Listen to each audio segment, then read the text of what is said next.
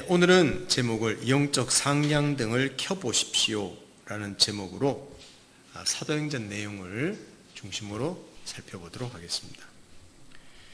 사도행전 2장 1절만 우리 함께 읽어보도록 하겠습니다. 사도행전 2장 1절을 함께 읽겠습니다. 시작. 오순절 날이 이미 이름에 그들이 다 같이 한 곳에 모였더니.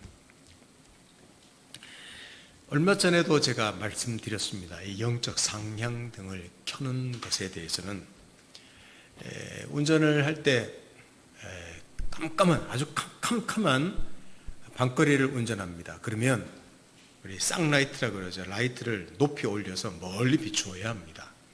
그래야만 시야가 넓어지기 때문에 운전을 할 수 있습니다. 근데 이 상향등을 너무 오랫동안 켜고 가면요, 반대편 차선이 눈이 부셔서 안 됩니다. 그러니까 필요할 때만 그렇게 켜야 된다는 것, 대부분 운전자는 알고 있습니다. 건강도 어떻습니까? 여러분, 건강이 이상하게 약해지면 아무리 밥을 먹고 잠을 자고 해도 이렇게 회복 안 될 때가 있습니다. 그럴 때 우리 보약을 먹는다 그러죠. 아니면 영양제 같은 거, 수액 같은 걸 맞고 옵니다.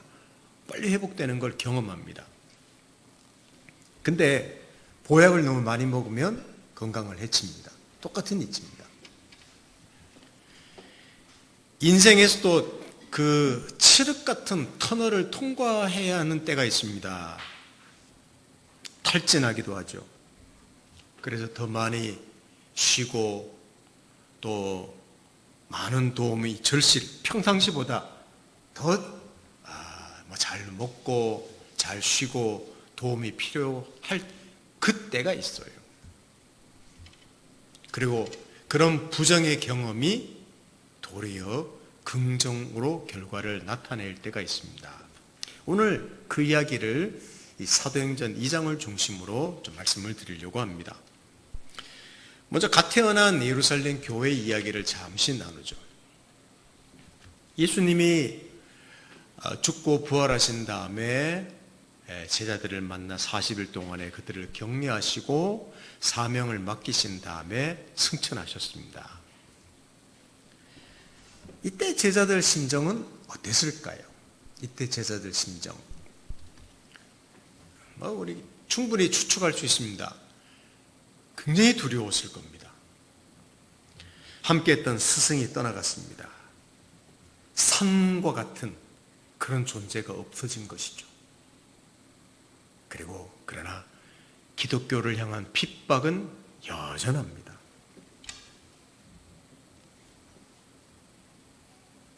그렇다고 자기들이 금방 변한 것도 아니에요. 초라함도 여전합니다.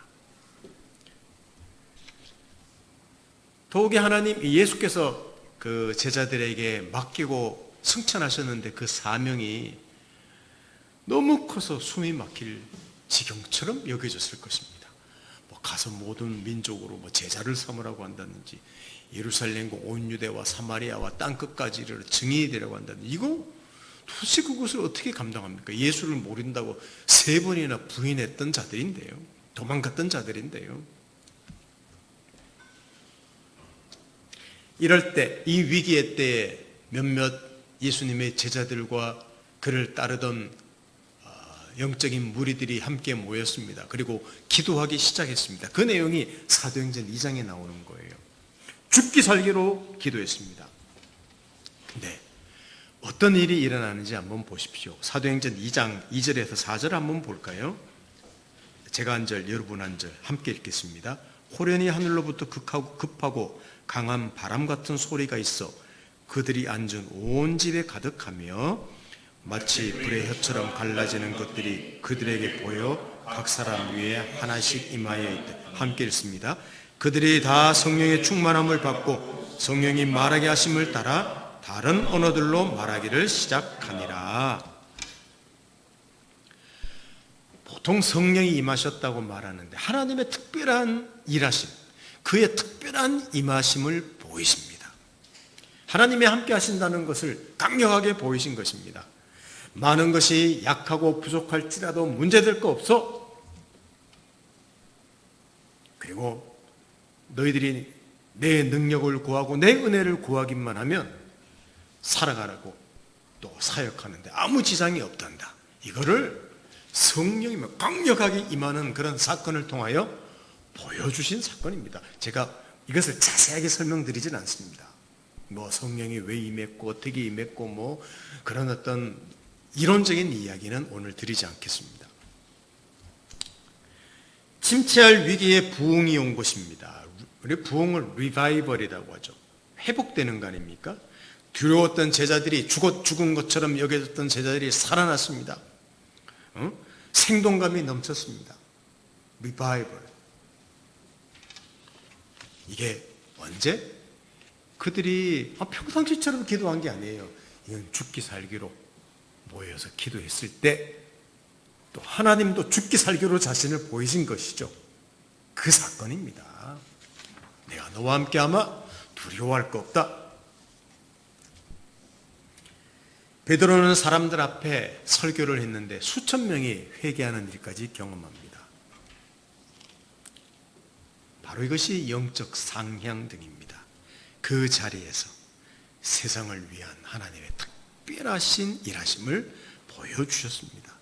제자들의 가방끈이 짧다고요? 인격이 뭐가 났다고요? 출신이 천박하다고요? 예수를 3번이나 부인했고 다 도망간 그런 경험이 있다고요? 아닙니다. 하나님의 일하심은 이런 모든 약함을 넘어섭니다. 여기 이런 분명한 메시지가 있죠. 두려워하지 말아라. 조급해하지도 말아라. 기죽지도 말아라.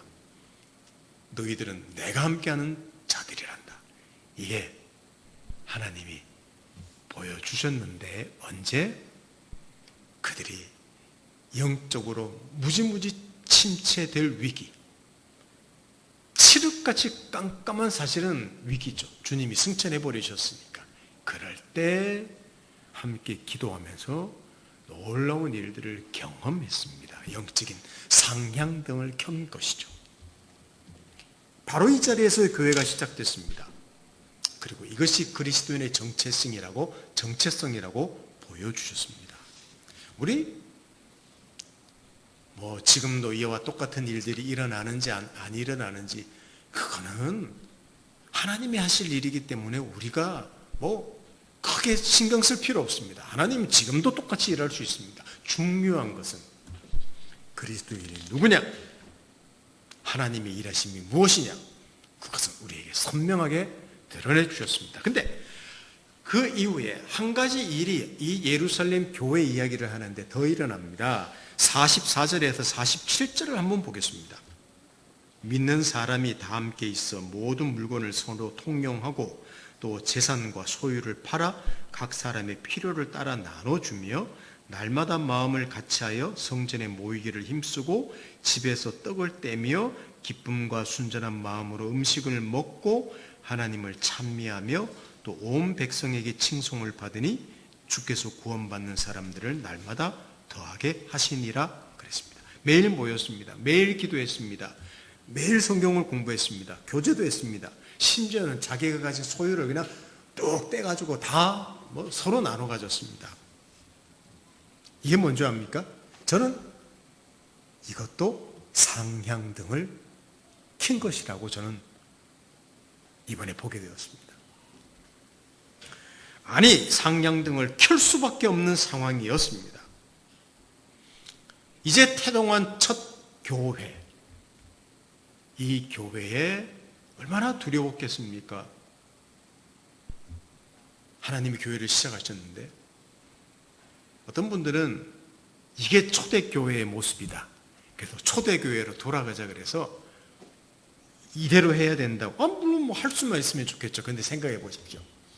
매일 모이고 매일 와서 기도하고 자기 물건 다 팔아서 누고 내가 차를 샀어요. 이거 당신 하시오 하고 여러분 그런 기적 같은 일이 일어났으면 좋겠습니다만은 그거 하라고 여기 적은 게 아니라 제가 왜 상향등 이야기할 때 이거 말씀드리는가 하면 그 초대교회에 하나님이 이런 특별한 헌신의 기회를 통한 위기의 때에 상향등을 켜는 것과 같은 이 특별한 헌신을 통하여 하나님이 자기 일을 이뤄나가셨다는 거예요. 이게 하나님의 일하심입니다.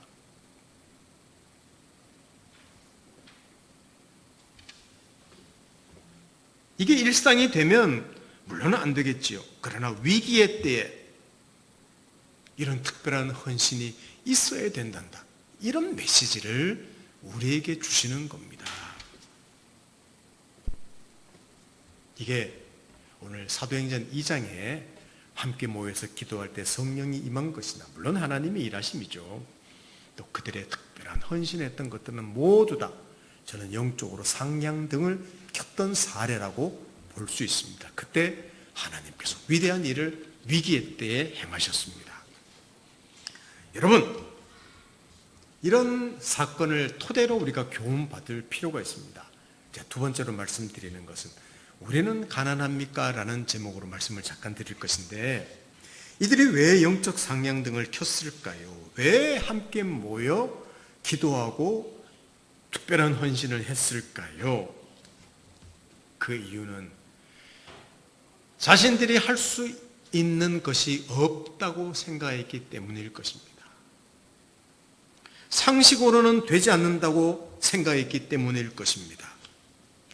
여러분, 하나님은 상식을 넘어서서 일하십니다. 이걸 그들은 구했던 것이죠. 우리 힘으로는 할 수 없는 일들이구나. 진짜 할 수 없는 일이거든요. 그 말은 이 제자들과 초대교회의 하나님 몇몇 사람들의 마음은 아주 가난한 상태였습니다. 영적 상향등은 언제 켜느냐? 인생의 상향등은 언제 켜느냐? 가난한 마음이 될 때 켭니다. 예수님의 이런 가르침이 생각났습니다. 마태복음 5장 3절 그리고 6절을 같이 읽어보겠습니다. 자, 5장 3절과 6절 같이 읽겠습니다. 심령이 가난한 자는 복이 있나니 천국이 그들의 것이미요, 의에 줄이고 목마른 자는 복이 있나니 그들이 배부를 것이미요. 그랬습니다. 마음이 가난하지 않으면요, 위를 쳐다보지도 않습니다. 그냥 사는데 바쁘죠. 다 죽어 보십시오. 물론 다 죽어도 마음이 가난해지지 않는 사람도 있습니다. 어떤 사람은요, 다 가지고 있고 편안한데도 마음이 가난해서 하나님 의지하는 사람도 있어요. 근데 대개는 그것이 안 되기 때문에 위기의 때에 상향등을 그냥 켜는 사람들이 종종 있습니다. 우리의 상황, 우리의 마음은 어떨까요? 우리에게 주어진 하나님의 뜻, 제가 몇 구절을 읽어드릴 건데 그 내용들은 이런 내용입니다. 우리를 향한 하나님의 뜻은 무엇인가? 우리의 상황은 지금 어떤 상황인가? 우리가 사는 세상은 우리에게 지워진 짐이 무엇인가? 또 우리의 본질은 무엇인가? 여러분, 이런 거 생각해 보면요, 하나님의 특별한 상식을 넘어서는 도우심이 필요하겠구나, 그런 생각을 가질 수밖에 없습니다. 제가 몇몇 구절을 한번 찾아봤는데 한번 읽어드릴게요. 베드로전서 1장 15, 16절을 한번 읽어보겠습니다. 오직 너희를 부르신 거룩한 이처럼 너희도 모든 행실에 거룩한 자가 되라. 기록되었을 때 내가 거룩하니 너희도 거룩할지어다 하셨느니라. 거룩에 대해서 우리에게 요구하십니다. 이게 하나님의 뜻이랍니다. 여러분, 과연 현대에서 이런 삶을 살기가 쉽습니까? 거룩한 삶, 구별된 삶. 요한복음 13장 34절을 우리 함께 읽어보겠습니다. 시작. 새 계명을 너희에게 주노니 서로 사랑하라. 내가 너희를 사랑한 것 같이 너희도 서로 사랑하라. 사랑에 대한 계명을 우리에게 주셨어요. 이게 하나님의 뜻입니다. 요겁니다. 아이고 어려워, 오매 어려운 것. 심지어는 원수까지 사랑하라고 말하니 이거 만만치 않은 구절입니다. 디모데후서 3장 4절 제가 읽어드립니다. 디모데후서 3장 4절 배신하며 조급하며 자만하며 쾌락을 사랑하기를 하나님 사랑하는 것보다 더하며, 제가 앞뒤 구절 많은데 이 구절만 그냥 듣겠습니다.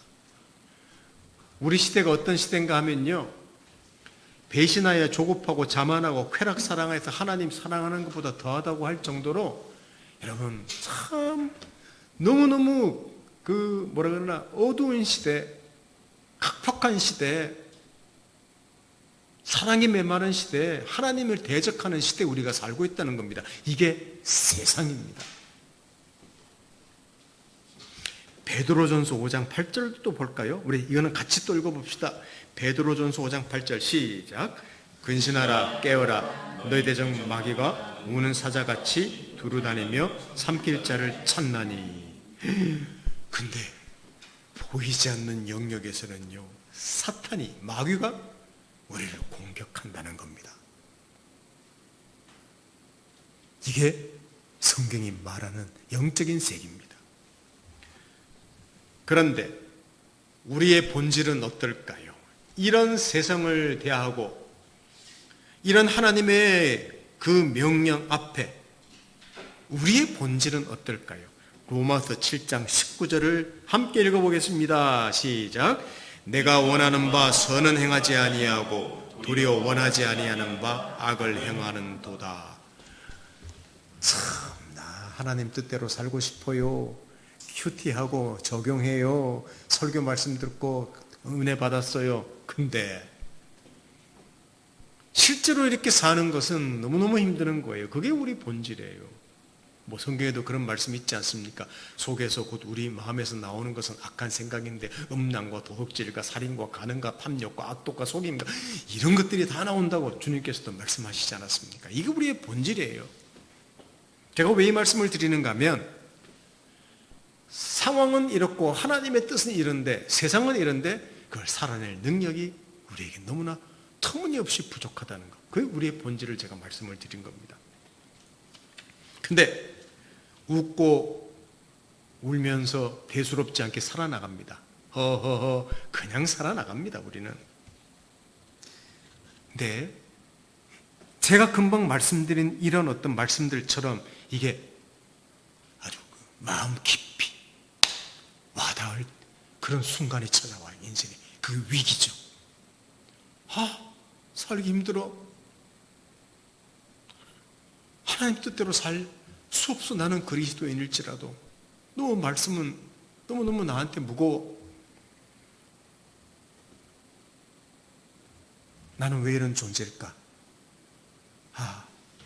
이 세상에서 그냥 사라졌으면 좋겠어. 나 같은 존재는. 여러분, 이런 생각이 들 정도로 세상이 커 보이고 자신은 위축되고 하나님의 사람이라고 하는데 삶의 능력은 없고 도대체 무엇을 어떻게 해야 할지 모르고 하나님 말씀조차 눈에 들어오지 않는 때가 우리 인생을 살다 보면 있습니다.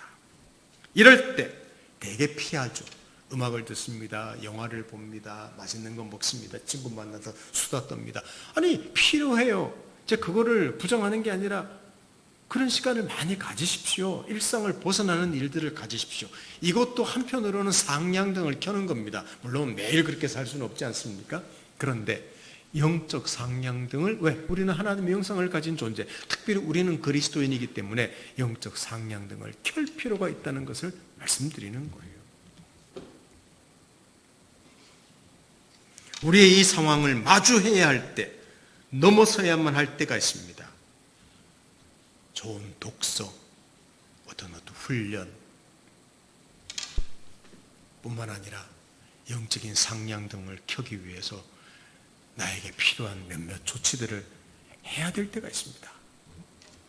이게 우리에게 주어진 하나님의 뜻과 세상과 우리 자신의 본질을 살펴볼 때 제가 두 번째 말씀드렸죠. 나의 마음은, 당신의 마음은 가난하십니까? 이 가난함을, 이 문제점을 알 때 이래서는 안 되겠다. 그리고 상냥등을 켜게 됩니다. 또 켜야 되죠. 한 가지 더 말씀드리겠습니다. 그렇다면 바로 그것이 지금이라면, 혹시 그런 위기라면 지금 상냥등을 켜십시오라고 마지막으로 말씀드리겠습니다. 예수님은 하나님이셨습니다. 그런데 그가 자기를 따르는 수많은 사람들 중에 12제자, 12사도를 선택하여 세우기 위해서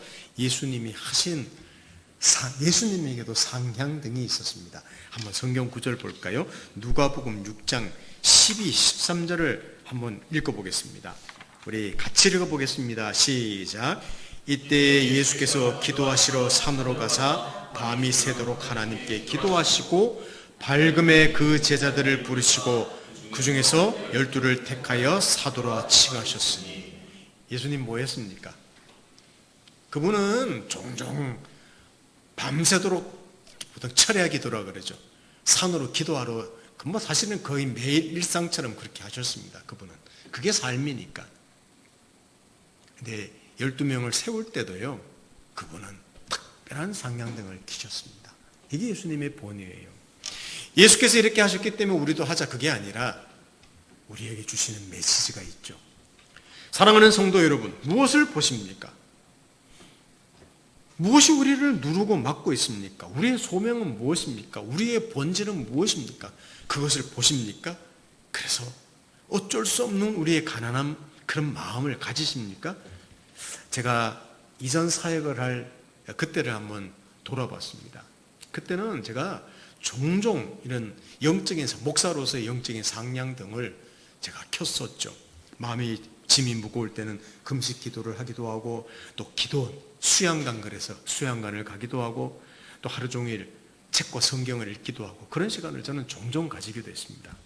근데 지금은 오히려 저 혼자 사역하지 않습니까? 목사로서는.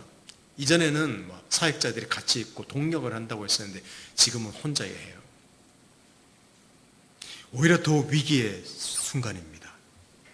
근데 제가 성숙해서라기보다는 이전보다 훨씬 무거운 짐이 있음에도 불구하고 이전보다 영적인 상냥등을 켜는 때가 더 적어진 것 같아요. 제 스스로 생각할 때. 제 마음이 가난하지 않은 것 같기도 합니다.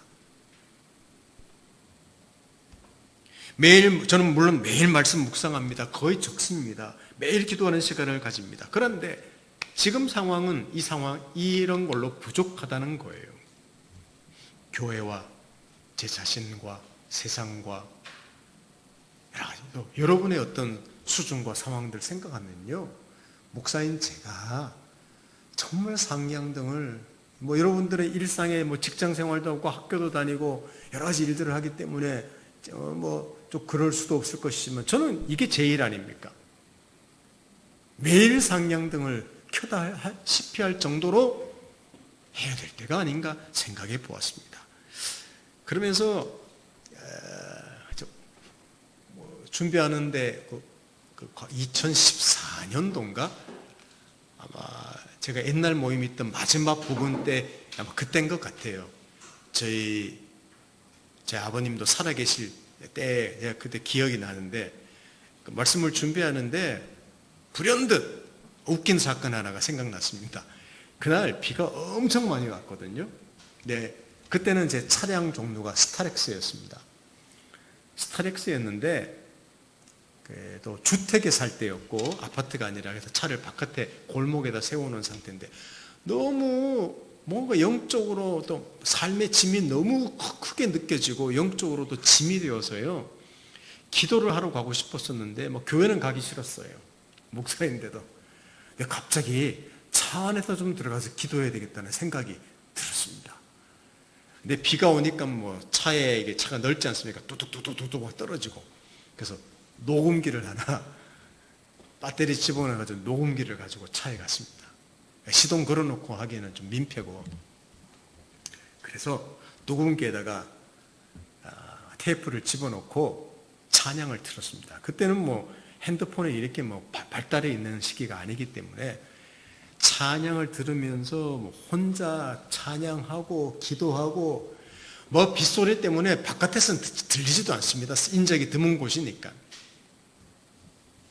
부흥회를 가졌던 기억이 있습니다. 근데 제가 이 말씀 드리는 거는 목사님이 그런 시간을 가졌구나가 아니라, 실제로 제가 거기서 기도를 30분 하고 나온 게 아니에요. 찬양하고 한 2-3시간이 있었던 것 같아요. 그 안에서. 그게 저한테 눈물도 흘리고 진짜 그랬습니다. 혼자 손들고 찬양도 하고. 그때 제게 큰 회복의 시간이 되었던 것 같아요. 제 기억으로도. 그리고 안정감을 찾고 한 학기의 캠퍼스 사역을 감당했던 그런 기억이 제가 설교 준비하면서 생각났습니다. 그거 여러분, 그것도 일종의 영적인 상향등이에요, 저한테는요. 매일 차 안에 들어가서 시동 켜놓고 그럴 수는 없지 않습니까? 하나님이 그런 기회를 위기의 때에 주신 것입니다. 여러분, 교회 나오는데 믿음이 자라지 않습니까? 성경을 읽는데도 도무지 무슨 내용인지 모르십니까? 사실 성경 읽는 것도 쉽지 않습니다. 결심을 하는데 행하는 것 쉽지 않습니다. 삶이 침체했는데 좀처럼 회복되지 않습니다. 혹시 자신의 성격을 보면서 절망하십니까? 해야 할 일들이 그 어떤 그 일의 무게들이 너무너무 크십니까? 또 인생의 짐이 크게 느껴지십니까? 약장수 같네요. 보약을 드십시오. 영양제를 맞으십시오. 이게 상향등입니다. 직장인은 월차, 연차 한번 내면 좋죠. 야, 이거 어떻게 낸 월차, 연차인데 놀러 갈 수 있습니다. 근데 한 번쯤은 자신만을 위한 시간을 내보면 어떻습니까? 계획을 철저히 세워야 되거든요. 목사인 저는 매일 교회에 나와서 시간을 보내지만 저의 루틴을 좀 벗어나서 성경만 하루 종일 읽거나 또 하루 종일 기도하는 시간을 반복하거나 또 한두 권 책을 정해놓고 그냥 하루 종일 책만 읽는 거, 밥 먹고 책 읽고, 저는 그럴 필요가 좀 있습니다. 방법을 말씀드리는 거예요. 혹시 누구를 만나서 인생의 도움을 받고 하루 종일 이야기하면서 그 교제의 필요성을 느끼는 때가 있습니까? 그럴 때가 있거든요. 혼자다. 누구하고 좀 인생 상담을 하고 좀 마음껏 그 사람하고 좀 시간을 보내면 좋겠다. 부탁을 하고 흉쾌히 허락해서 시간을 보내요. 그러면 하루 정도 시간을 정해서 종일 이야기하고 식사하고 또 이야기하고 함께 기도하고 한다면 얼마나 좋겠습니까? 푹 회복되는 시간이 될 수 있습니다. 아이들 키우고 있는 부부, 아이들 때문에 좀처럼 시간을 낼 수 없죠. 그러면요, 번갈아 가는 거예요. 여보, 당신이 오늘 저녁도 그렇고 하루 종일은 할 수 없으니까 한 12시간만 좀 일찍 와서 자기 전까지만 애기 좀 밥도 먹이고 씻기고 좀 해주고 잠 좀 재워주세요. 그러면 나는 한 5시간 동안에 카페에 가거나 교회에 가거나 가서 내가 책을 읽고 또 기도하는 시간 좀 가지고 올 테니까 다 훌 털어버리고, 그게 영적인 상향등을 켜는 시간이에요. 번갈아 가면서. 여러분의 마음이 지금 가난한 상태라면, 지금 상향등을 켜야만 할 때라면 일상의 삶에만 머물러 있지 말고 일상에서 좀 벗어날 수 있는 용기를 좀 가져보시면 좋겠습니다. 이게 말로는 쉬운데 실제로 쉽지 않습니다. 그럼 언제 가능한가? 가난할 때만, 다 죽게 될 때만, 칠흑같이 어두운 밤길을 가는 것처럼 인생의 짐을 느낄 때 이렇게 할 수 있습니다. 혹시 목사님, 저는 그런 때는 아닌 것 같은데요. 그럴 때도 괜찮고요. 너무 모든 부분들이 짐으로 여겨지는 위기에 있다라고 생각되신다면 언제? 미루지 마시고 바로 그때 지금 인생의 상향등, 영적 상향등을 켜시면 좋겠습니다. 한번 그 시간을 가지시고, 한 번으로 안 된다면 종종 가지셔서 좀 회복되는 시간을 가지시면 좋겠습니다. 그리고 용기 있게 좋은 방법들을 찾아보십시오. 오늘 이 설교 드리는 거는 또 명절을 시작되어서 분주하게 가족들과 함께 친척들과 만나고 여행도 가고 시간을 보낼 것입니다. 분주할 것입니다. 갔다 오면 지칠 것입니다. 분명히 지칠 거예요. 그럴 때 일상에 또 짜증내는 삶 다시 돌아가지 마시고 한 번쯤 자기를 회복하는 시간, 1시간을 집중해서라도, 2시간을 집중해서라도, 한나절을 집중해서라도, 어떤 기회를 만들어서라도 좀 자기 자신을 위해서 투자하는 용기를 좀 가져보시면 좋겠습니다. 마지막으로 마태복음 7장 7, 8절을 읽고 마치려고 합니다. 이 말씀을 읽는 이유는 이렇게 우리가 시간들을 보낼 때 반드시 회복되는 놀라운 일들을 하나님이 주실 것입니다. 마지막입니다. 마태복음 7장 7, 8절 큰 소리로 함께 읽고 마치겠습니다. 시작. 구하라 그러하면 너에게 주실 것이요 찾으라 그리하면 찾아낼 것이요 문을 두드리라 그리하면 너에게 열릴 것이니 구하는 이마다 받을 것이요 찾는 이가 찾아낼 것이요 두드리는 이에게는 열릴 것이니라. 아멘. 우리 구하고 찾고 또 찾으면서 안 되면 두드리고 이렇게 해서 하나님이 주시는 놀라운 쉼과 회복과 복을 우리가 얻는 우리 정말 용기 있는 하나님 사람들 되시기를 예수님 이름으로 축원합니다. 함께 기도하겠습니다. 하나님 아버지 감사합니다. 자신의 무능함, 참 악한 본질을 봅니다. 거친 세상을 봅니다. 우리를 둘러싼 세상의 그 거대함을 봅니다. 악한 영의 도전을 또 봅니다. 하나님 우리에게 주신 일하시는 것 놀라운 역사와 또 하나님이 우리에게 만들고자 하시는 그 목표를 우리가 또 접합니다. 두렵습니다. 인생이라는 자체가 두렵기도 합니다. 무겁기도 합니다. 이런 일들을 얼마나 많이 겪습니까? 하나님 아버지 구합니다. 이럴 때 용기 있게 하나님께 우리의 시선을 돌리는 시간들을 좀 가져서 우리가 회복되고 큰 힘을 얻고 소망을 갖고 용기 있게 일어나는 그런 인생 되도록 우리를 축복해 주십시오. 하나님께서 함께 하시기를 간절히 소원하고 예수님의 이름으로 기도드립니다. 아멘.